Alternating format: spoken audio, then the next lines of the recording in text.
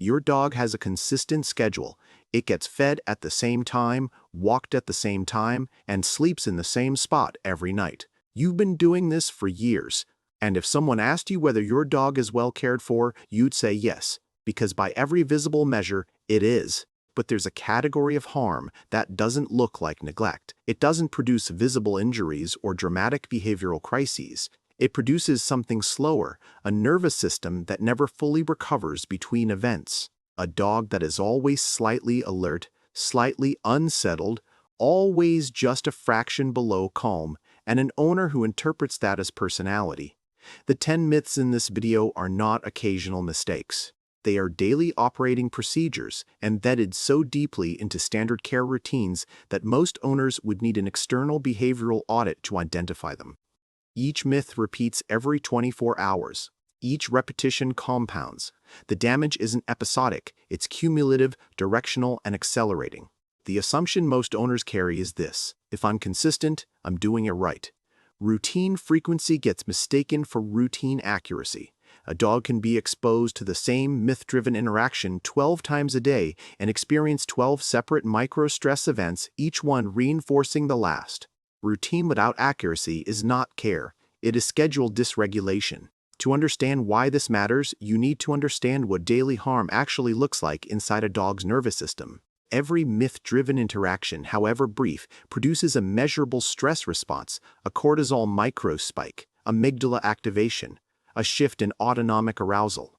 The dog's nervous system must process and recover from that event before the next one arrives.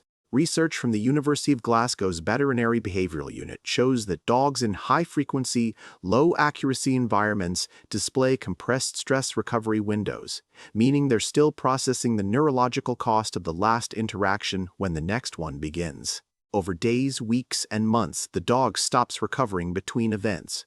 The stress becomes the baseline. Here are the 10 myths mapped to how often they occur and what they cost. Myth 1: hugging is comforting. Most dogs experience restraint as a threat signal, not reassurance. Occurs multiple times daily in most households. Myth 2: the guilty look means they know what they did. Alexandra Horowitz at Barnard College demonstrated in 2009 that the guilty look is not guilt, it's an appeasement display, triggered by the owner's body language, not by memory of the act. Your dog is responding to your tone and posture. It has no idea why. Myth 3: dogs need a pack leader. David Meck, the researcher most associated with dominance theory, formally retracted his pack hierarchy model in 2008. Building your relationship around social threat architecture produces chronic low-level fear, not respect. Myth 4: a tired dog is a happy dog. Physical exhaustion is not the same as psychological regulation. You can physically exhaust a dog while its nervous system remains wound tight. Myth 5: dogs understand punishment. Temporal contiguity research shows that behavioral correction has an effective window of under 1.3 seconds. After that, the dog cannot connect the punishment to the behavior, it can only connect it to you. Myth 6: free feeding shows love. Unpredictable resource availability is an anxiety driver, not a comfort signal. Myth 7: let dogs sort it out. Conflict without owner mediation doesn't teach dogs to self-regulate. It teaches them that the environment is unpredictable and that escalation is unsupported. Myth 8: vocal reassurance during fear calms them. When you soothe a dog mid-panic, classical conditioning applies. The soothing becomes a conditioned signal paired with the fear state, inadvertently reinforcing the fear response. Myth 9: more socialization fixes anxiety. Exposure without readiness doesn't build confidence. It produces sensitization. The dog doesn't habituate. It learns to expect that social situations are overwhelming. Myth 10: dogs don't need mental stimulation, just exercise. Cognitive boredom and physical boredom are separate stressors with different behavioral signatures. Addressing one does not address the other. Together, these myths don't produce 10 separate problems. They produce one continuously maintained state of neurological dysregulation. Now consider the difference between two dogs living in two different environments. A dog in accurate care shows variable rest quality, genuine, deep sleep with relaxed muscle tone. It shows behavioral flexibility. Minor routine changes are met with adjustment, not distress. A myth-managed dog shows hypervigilant rest, frequent repositioning, one-eye open alertness, rapid arousal from light sleep. It shows rigidity, minor deviations from routine trigger responses that seem disproportionate until you understand what the routine has trained. These differences are not personality. They are the accumulated neurological record of what each dog's environment has done to its nervous system, repeated daily, without interruption. The conditioning mechanism behind this is not additive, it's exponential. Each myth-driven interaction is a conditioning trial. Research on cumulative conditioning effects in animal learning shows that the neurological impact of repeated low-intensity aversive trials escalates with each repetition. The 50th occurrence of a myth-based interaction doesn't produce the same response as the first.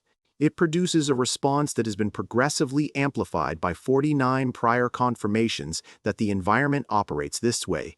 Daily repetition is not just frequency. It is the mechanism of permanent change. And while this is happening, the owner believes they are building something else entirely. The owner believes daily walks build confidence. The dog's nervous system logs each leash correction as a repeated social threat from its primary attachment figure. The owner believes daily affection builds security. The dog's associative system records that owner approach predicts unpredictable arousal events. The owner believes daily routine builds stability. The dog encodes the routine itself as a trigger sequence for incoming stressors. University of Vienna research from 2019 demonstrates that owner and dog stress hormones align over time in long-term cohabitation. An owner performing myth-driven care daily is not just producing discrete stressful events, they are gradually calibrating the dog's baseline hormonal profile toward their own dysregulated state. The dog stops reacting to individual interactions. It begins operating inside a chronic hormonal environment co-constructed by both nervous systems, updated and reinforced every day. This is also why myth-based care is among the most resistant to change. Because the damage accumulates gradually and the owner's behavior is experienced as loving, there is no visible inflection point where concern gets triggered. AVESAAB's position statements on behavioral intervention are direct. The longer a myth runs at daily frequency, the deeper its conditioning architecture and the longer the recovery timeline. The owner has accumulated thousands of reinforcing trials before a single corrective interaction occurs. For a dog exposed to all 10 myths from puppyhood, accurate care doesn't initially feel like safety. It feels unfamiliar. The nervous system has calibrated to myth-based management as its definition of normal. Accurate care violates established predictive models. The myths have become the dog's definition of home.